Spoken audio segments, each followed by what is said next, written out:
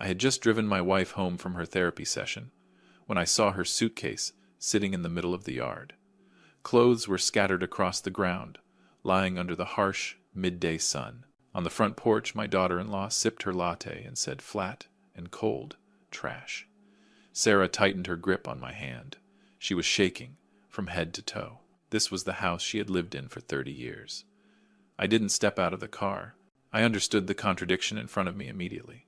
The one who created nothing was deciding who deserved to stay, and that was the moment I chose to shut the door on my silence.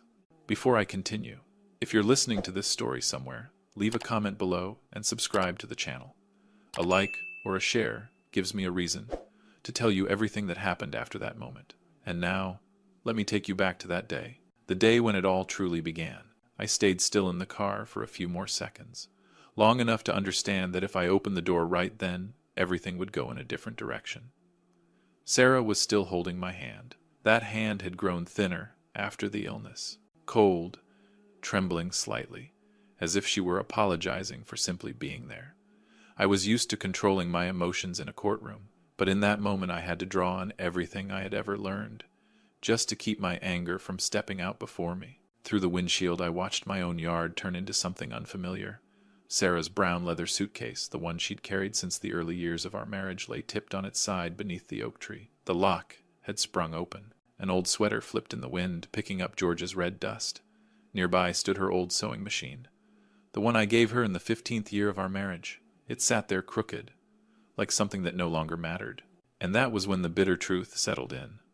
The objects tied to a lifetime were being treated like leftovers, in the very house built by their sacrifice. Tiffany stood on the porch, sunlight flashing off her expensive sunglasses.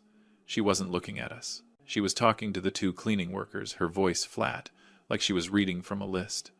When Sarah opened the car door, the crunch of gravel made Tiffany turn around. Her gaze slid over Sarah, then stopped at the walker frame behind the seat. There was no surprise, only a decision that had already been made. I heard the comment clearly, even though it was said as lightly as the wind. No raised voice, no emphasis. Just a cold remark about old junk that didn't fit the new aesthetic. I had sat on the judge's bench for over 30 years. I knew when a sentence was meant to end a discussion. This was one of those sentences. Sarah lowered her head. She didn't cry. That hurt more than anything. She bent down to pick up a scarf that had fallen from the suitcase. Slow movements, as if she were afraid of disturbing someone. I stepped out of the car and stood in the middle of the yard. The summer sun in Savannah showed no mercy. It stripped everything bare, including my silence. Tiffany began to explain, but not to me. She spoke like she was presenting an approved plan. The east bedroom needed to be refreshed. Old furniture needed to be cleared out. Guests were coming and needed clean space. I heard the word guests and understood what she didn't say. In her mind, this house was no longer a home. It was a tool. Logan wasn't on the porch. That didn't surprise me. My son had always chosen to disappear when things became uncomfortable. I looked toward his study window. The curtains were drawn tight.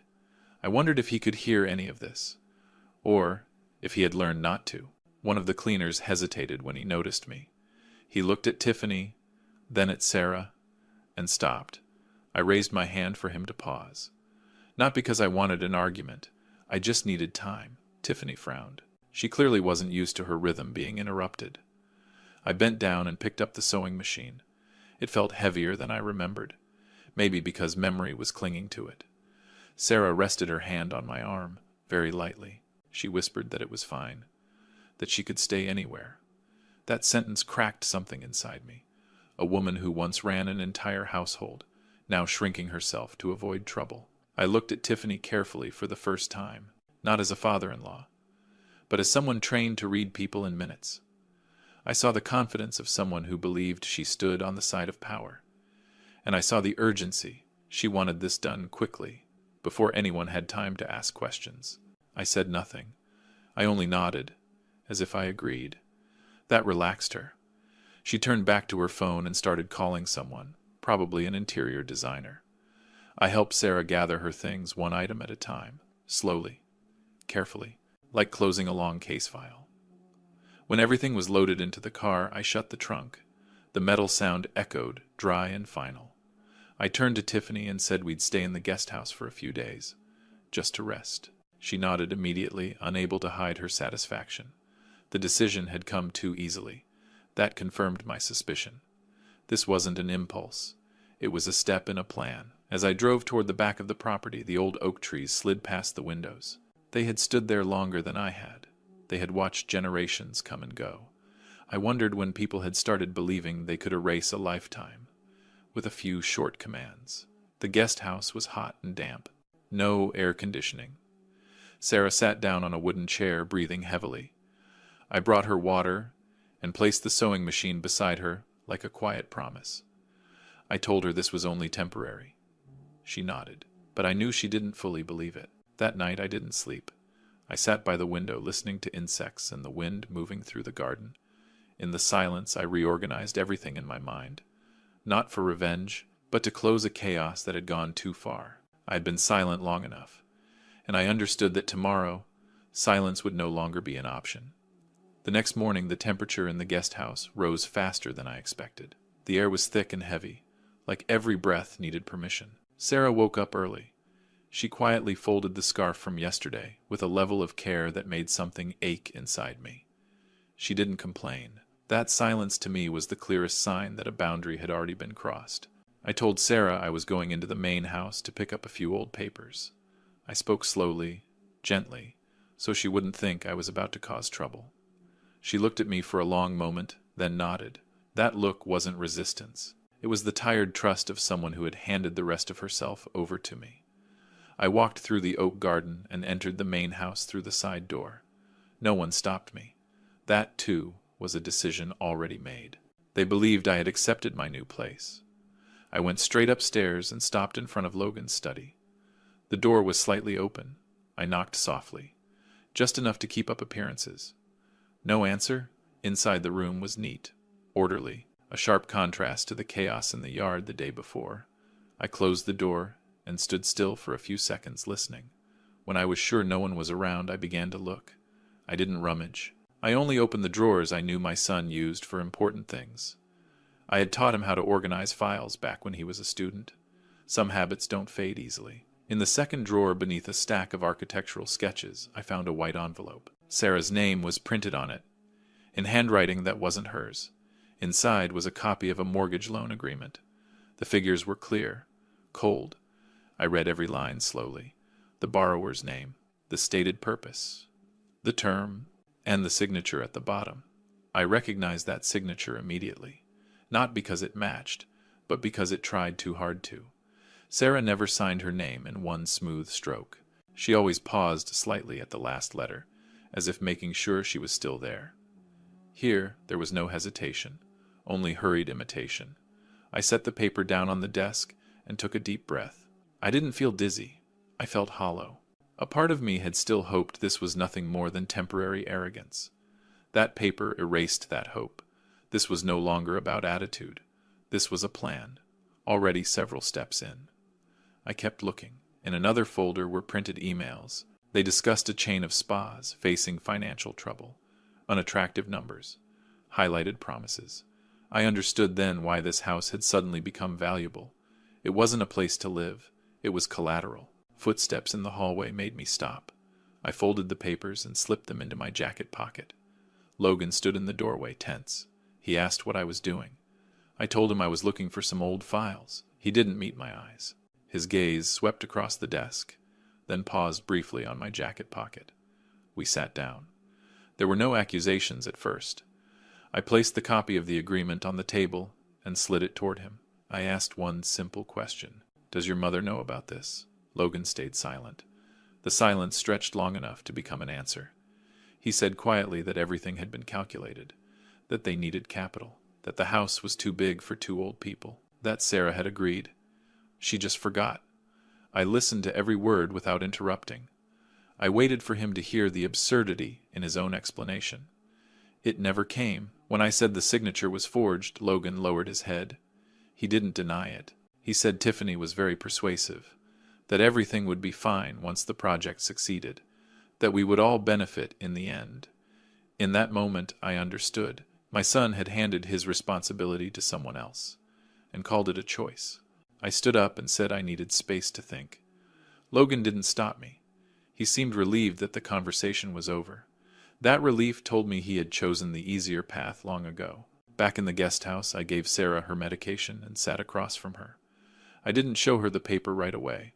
I asked if she had signed anything recently. She shook her head, confused. When I placed the agreement in front of her, she stared at it for a long time. Her hands began to tremble not from fear, but from realizing she had been excluded from decisions about her own life. She didn't cry. She only said she had tried not to bother anyone. That sentence once again made me understand how our silence had created space for others to step in. That evening I sat alone. I didn't call a lawyer. I didn't rush into anything. I simply rearranged the pieces. The house, the contract, the upcoming party Tiffany had mentioned on the phone the day before. Everything began to line up into a single clear path. I knew that if I acted right now, they would call it emotional reaction. I couldn't allow that. I needed a moment where everything would be exposed, under a light they had created themselves. And when I thought of the living room, the place where Sarah used to welcome old friends, I knew exactly where my silence would end. The party was set for the weekend. Tiffany called it an intimate gathering, but the guest list was longer than I expected. Luxury cars began arriving in the late afternoon, lining the oak-shaded driveway. I stood by the window of the guest house, watching strangers walk into what used to be the quiet center of my family's life. None of them knew they were standing on a foundation that had already shifted. Sarah was asked to help out a little. That was Tiffany's wording. A simple dress had been laid out on the bed, neutral color, more like a uniform than clothing. Sarah put it on without asking questions. I caught a brief moment of hesitation in the mirror. Then she turned away. I didn't intervene.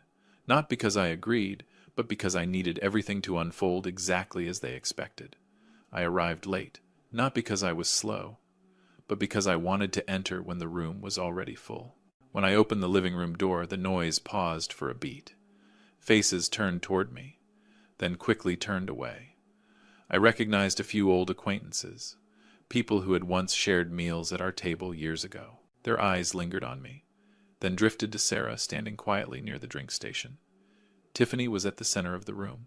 She spoke easily, glass in hand, like a true host. When she saw me, she smiled a well-practiced smile. She didn't introduce me. That, too, was a choice. I didn't need an introduction. Sarah bent down to pick up a glass that had fallen near a guest's feet. I saw it clearly, even from across the room. No one helped her. A few people noticed, then looked away. I walked over and placed my hand on her shoulder. Gentle, but firm enough to help her straighten up. I told her she didn't need to do that. Tiffany saw it. Her eyes darkened for a brief second. Then she turned back to her speech. When everyone had settled, Tiffany tapped her glass lightly. The room went quiet. She began talking about vision, about opportunity, about a new lifestyle. Familiar words, carefully arranged. I stood behind her, listening. I didn't look at her. I watched the faces that were nodding. At the peak of her speech, when she mentioned the support of family, I stepped forward. Not quickly, not abruptly. I simply stood beside her, close enough to draw attention. I asked if I could say a few words. Tiffany froze for a moment. She couldn't refuse without causing a scene. I didn't talk about money. I didn't talk about the project. I talked about the house. I said it had witnessed generations, that it was more than four walls. My voice was steady, not raised, not lowered. The room grew even quieter. I looked around, making sure everyone was listening. Then I took a small device from my jacket pocket. I said that before continuing. I wanted everyone to hear something brief. Tiffany frowned. She asked what it was. I said it was the truth. And the truth doesn't need an introduction. The sound played clearly in the room. Not loud, but unmistakable. It was Tiffany's voice. Familiar. Impossible to mistake. She was laughing. That laugh wasn't meant for guests. It belonged to a private moment she believed no one would ever hear. Then came the line light sharp about Sarah not needing to stand on the stairs when she's no longer quick. I didn't look at Sarah. I watched the room. A few people glanced at each other. Some set their glasses down. Tiffany moved forward, reaching to turn off the device. I raised my hand, signaling her to stop. I said the recording was only a few seconds long, and we had already heard enough. For a moment, no one spoke. Tiffany opened her mouth, then closed it again. She forced a smile and said it was a misunderstanding. That everyone says things they shouldn't when under stress. I nodded, agreed that we all have moments like that. Then I asked calmly whether signing someone else's name on a financial contract was also a form of stress. The question dropped into the room like a heavy object. I didn't name names. I didn't show documents. I just asked the question. Tiffany turned toward Logan. He was standing near the door, his face pale. The connection between them, once discreet, was suddenly obvious. I said this party was being held in a room where the true owner had been asked to step aside. I pointed toward Sarah, still standing upright, unmoving. I said that for me, that was enough to stop. There was no applause, no dramatic reaction, just movement. Some guests began to gather their things. A few approached Sarah, speaking softly, offering quiet apologies. Tiffany stood still, lips pressed tight. She looked at me as if realizing for the first time that I was never part of her plan. As the room slowly emptied, I knew the light had been turned on. Not a harsh light, but the kind that makes everything look different once you've seen it. I didn't need to say more. I let the silence do the rest. I walked over to Sarah and offered her my hand. We stepped out onto the porch together. Behind us, I heard Tiffany calling Logan's name, her voice sharp with urgency. I didn't turn back. I knew that from that moment on, the story had entered a phase they could no longer control. We didn't say a word on the walk back to the guest house. Sarah held my hand, tighter than usual. I felt her breathing slow down, as if the house behind us was no longer pressing on her chest. Behind us, the living room lights gradually went out. The party ended in a way no one had planned, yet perfectly true to what it really was. I knew I couldn't let things stop there. Public exposure was necessary, but it wasn't enough. It only opened the door. The rest had to be handled with the things I had spent my entire life learning. That night, after Sarah fell asleep, I opened the old leather briefcase I had carried for years. Inside were documents I never thought I would need, against my own family. The next morning I made a few short phone calls, not to complain, just to confirm. Each answer was clear, neutral. By noon, everything was in place. I told Sarah to rest. I said I had a few things to take care of, and I wouldn't be long. She looked at me, nodded, and didn't ask anything else. I returned to the main house early in the afternoon. No party, no guests, only the heavy quiet left behind after a night cut short. Tiffany and Logan were sitting in the living room. They didn't stand when they saw me. That didn't surprise me. They were expecting a conversation. I didn't come for a conversation. I set the briefcase on the table. I opened it and laid the folders out, straight aligned. I spoke slowly, giving each word its own space. I said the house did not personally belong to Logan, the way they believed. I said it had been placed into a family heritage trust years ago, with one purpose only, to protect the person living in it from impulsive decisions. Tiffany gave a thin smile. She said she had reviewed the paperwork. I nodded and said those were conditional use documents. The conditions were written very clearly. I pointed to a specific line. Any violation of the safety and dignity of the elderly resident results in immediate termination of residency rights. No debate required. Logan jumped to his feet. He said, "I couldn't do this." I looked at my son for the first time without trying to soften anything. I told him I wasn't doing anything. I was enforcing. I believe he understood the difference. Tiffany began speaking faster. She talked about investments, about risk, about how everyone makes mistakes. I listened until she mentioned Sarah's name. Then I raised my hand. I said we would not use her name to justify anything anymore. Not today. I took out one final document. I said that based on what had occurred, their right to reside in this house was officially terminated. Not immediately in a chaotic sense, but by procedure. The required notices had already been sent. The timeline was measured in hours, not days. Tiffany stood up. Her chair scraped loudly across the floor. She moved toward me, her voice rising. I didn't step back. I didn't need to. I said I understood what it felt like to lose control, but I would not accept turning that feeling into pressure on someone else. The doorbell rang at exactly the right moment. Not a surprise. I opened the door. An official stood there, polite, professional. He greeted me by name. There was no chaos, no spectacle, just the presence required to ensure things proceeded properly. Tiffany turned to look at me. Her expression changed. The confidence was gone. Only panic remained. She said, "I was destroying my own family." I replied that families are not destroyed by the people who set boundaries. They are destroyed when boundaries never exist. Logan said nothing. He stood still, arms hanging at his sides. When I looked at him, I didn't feel anger. I felt disappointment. I told him the next decision would be his. Not today, but one day. They began to pack. Not fast, not slow. The house moved in a strange way, as if it were exhaling after holding its breath for too long. I stood in the hallway, listening to suitcases rolling across the floor. The sound was different from the day before. This time it wasn't staging, it was consequence. When the door finally closed, I stayed still for a few seconds.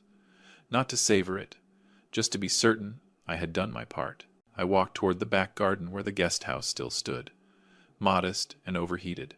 Sarah was sitting by the window. When she saw me, she stood. I said everything was finished.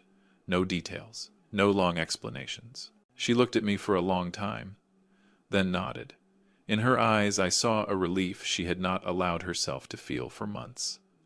I opened the front door of the house and invited her to step inside first, not as a victory, but as a return. And in that moment I understood something clearly. Justice isn't always loud. Sometimes it's simply putting everything back where it belongs.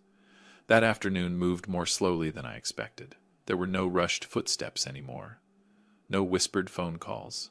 The house returned to its old state, but not exactly the same. Some new empty spaces appeared, and some heavy ones had finally been lifted. I opened all the windows, letting the wind from the oak garden flow in. Sarah stood in the middle of the living room, looking around as if she were getting reacquainted with an old friend. I didn't rush to renovate. I knew some things needed time. We started with the east bedroom, not because it was prettier, but because it was where Sarah felt safest. I hired a cleaning crew. Quiet, efficient. I asked them to keep the familiar layout. Just clean. Just fix what truly needed fixing. When the bed was placed back in its original spot, I saw Sarah let out a long breath, as if she had just set down a weight she never knew how to name. The old sewing machine couldn't be used again. I knew that the moment I picked it up from the yard. But I still brought it into the room and placed it by the window. I told Sarah I'd find a way to repair it. She smiled, shook her head, and said it wasn't necessary. A few days later I brought home a new machine. Same style, same color. I didn't say a word. I just placed it where the old one had been. Sarah touched it lightly, then looked at me. That look told me everything. Some things don't need explanations. The following weeks passed quietly. I sent out formal notices regarding the legal action tied to the concealed financial matters. I didn't follow every step. I left that to people whose job it was to do so. For me, what mattered more was the rhythm of the house, slowly finding its balance again. Sarah began spending more time in the garden. In the mornings, she sat beneath the oak tree, reading or simply watching sunlight filter through the leaves. Logan called me once.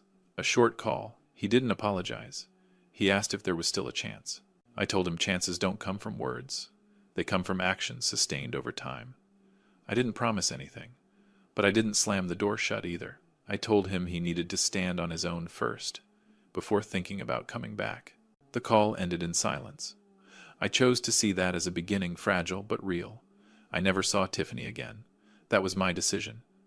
I didn't need another confrontation to confirm what was already clear. What remained would be handled the appropriate way. Not quickly, but steadily.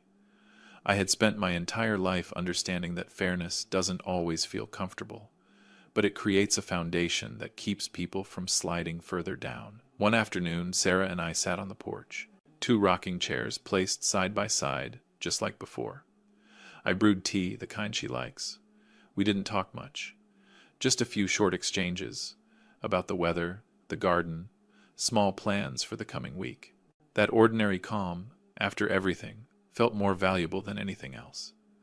As the sun lowered, golden light washed over the white walls. Sarah leaned back slightly and said she had been afraid of becoming a burden. I looked at her and said there had never been a single day she was a burden to me. I said the years we shared weren't something that could be dragged into the yard just because someone wanted to rearrange their life. I thought about what people might say behind my back, that I was too harsh, that I chose law over family. I had heard comments like that many times in my life. But at this age, my priorities were clear. I am a husband before I am a father, and protecting the woman who walked beside me through every season was never a difficult choice. As dusk settled over Savannah, the air grew still. I heard familiar insects, wind moving through the trees. The house at last breathed evenly again. I sat there not thinking about winning or losing, only that some lessons don't need to be taught with words. They're left behind by how you choose to live after everything has passed. Sarah held my hand. It was warmer than before. I looked out at the yard once, scattered with belongings, now only green grass and shade. I knew there would be other challenges ahead, but in that moment I believed respect had been put back where it belonged, and for me, that was an ending good enough to close this story.